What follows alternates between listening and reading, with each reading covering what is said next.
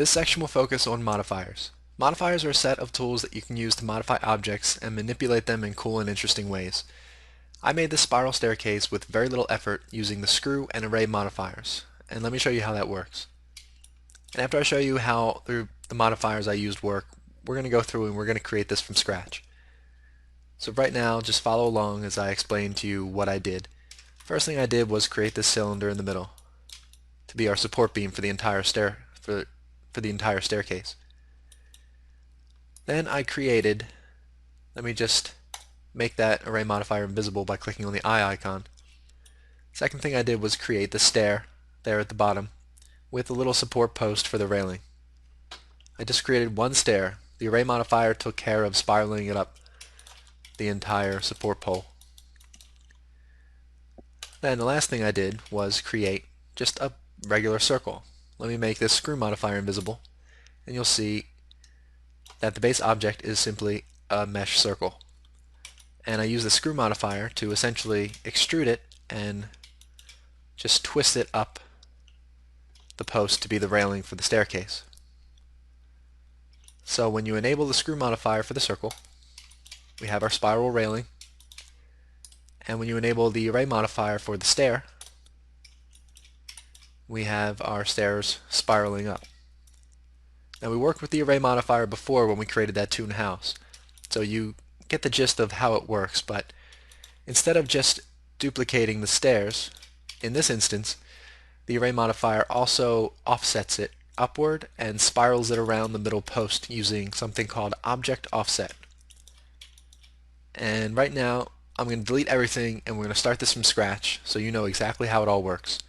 And after this intro chapter, we're going to go through some of the other cool modifiers available to us. Now I started up a brand new blend file and we're going to create this staircase from scratch. First thing I'm going to do is delete the cube, and in top orthographic view I'm going to add a mesh cylinder. And in front view, in edit mode, I'm going to move all the vertices up one block so that we use the red line as our ground. And we're going to select the top of the cylinder and just stretch that really tall as you want to make the staircase. That's fine. Now, back in top view, add a mesh plane. And in edit mode, we're going to create our stair. I'm going to scale that down a little. I'm going to move that over to the right so that it's just intersecting the cylinder. Scale down a little bit more and select the right side vertices. I'm going to stretch them, I'm going to pull them over there and scale them up a little. Bring it out a little bit further.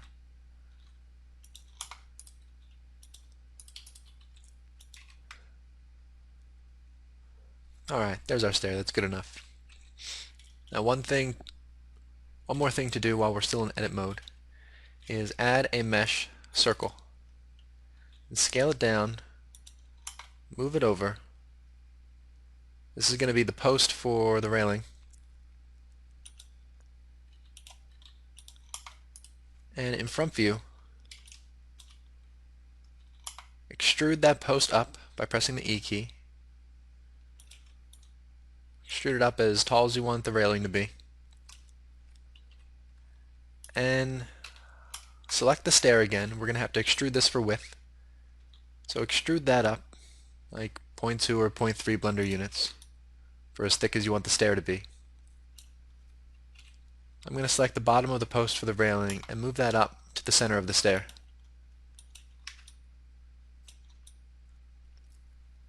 Alright, there's our stair. Now the last thing left to create before we start adding modifiers is the circle for the railing. So in front view, and make a note that while I'm adding all these objects, I'm keeping the cursor at the very center of the world. That's important when we're adding these modifiers because we're going to be spinning this railing around the center point, which has to be at the center of this main post here. So with the cursor still centered there and back in object mode, press Shift and A and add a mesh circle.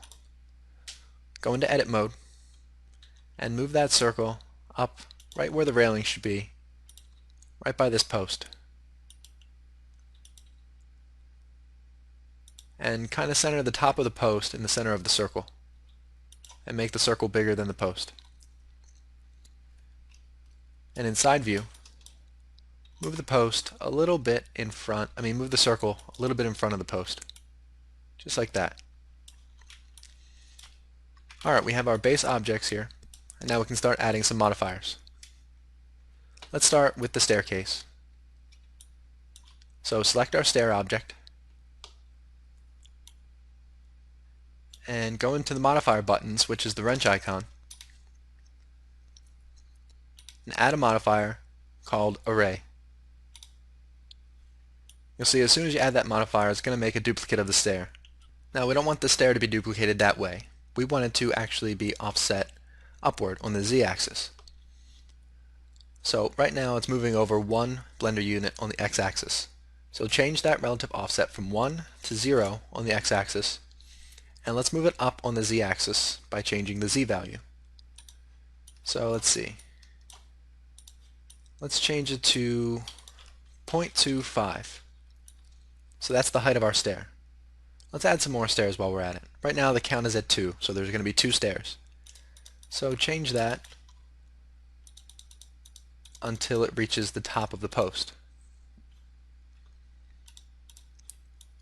So I'm going to leave that at 14. Alright, we have all our stairs in place, and they're all at the right height, but it's not wrapping around the pole. To do that, we're going to use this field here called Object Offset. So if you enable that, and click on the field, and choose Cylinder, which is the name of the main post in the center. And again, I went over this, but you can find the name of the object by selecting it, and it will be displayed at the bottom of the 3D view here. So this object's name is Cylinder. So let's select the stairs again, and make sure Cylinder is defined in that field for Object Offset. And now the cool part. If you select the cylinder and rotate it, you'll see the stairs rotate with it. They kind of just bend with it. So press R and then Z to rotate it, and rotate it around in a circle, and the stairs are going to just twist around with it. What's happening is the array modifier for the stairs is taking into account the rotation of the middle post, and it's rotating the stairs to go with it. So rotate it to where you think it looks about right, and that looks fine to me. And there we have it. We just created our spiral staircase. The only thing left to do is to select our little circle here and use the screw modifier to have that be extruded all the way up and twist around with our staircase. So in front view, with the circle selected, add the modifier screw. It definitely didn't do what we wanted it to do. It's spinning around on the wrong axis. So change axis from z-axis to y-axis. So that spins it around, but now we actually have to make it screw by moving upward. And you can change the screw factor with the screw field here. If you increase that, you'll see it start to screw upward. Now since the spiral staircase doesn't really go around 360 degrees, we can change how far this circle extrudes by changing the angle number. So let's change the angle number to 300. Good. But since we changed that, we also need to change the screw value to make sure that the top of the railing meets with the top stairs support bar. So just play with these values and tweak them until everything is aligned perfectly. There we go. So the bar on the top step is now intersecting the railing, as are all the others.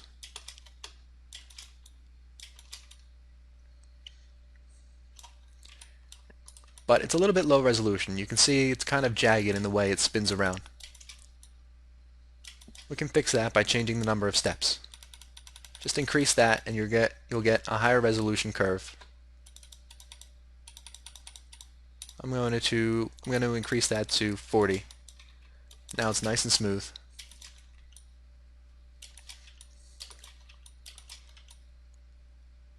And that's that, really. That's all there is to it. So we just use the array modifier with object offset to duplicate and spiral these stairs up this post, and then we just extruded a circle around the stairs to be the railing with the screw modifier. So that's how those two cool modifiers work. Now in the next chapter we're going to go over some other cool modifiers. One last thing to note before we move on is any modifiers that you add you can apply to the object. Right now this modifier is not applied to the railing, so if you go into edit mode you're still just going to see a circle. But we can apply this and actually make it a mesh without a modifier by simply clicking on the apply button on the modifier. If you click on that, the modifier disappears. It's no longer a modifier. Now go into edit mode and you'll see that it's an actual object now. And you can do that with any of the modifiers that you use. We can select the stairs and we can apply that modifier to the stairs. And if we go into edit mode, we'll see we've now got a bunch of stairs as a real object now. That's it. Let's move on to some more modifiers.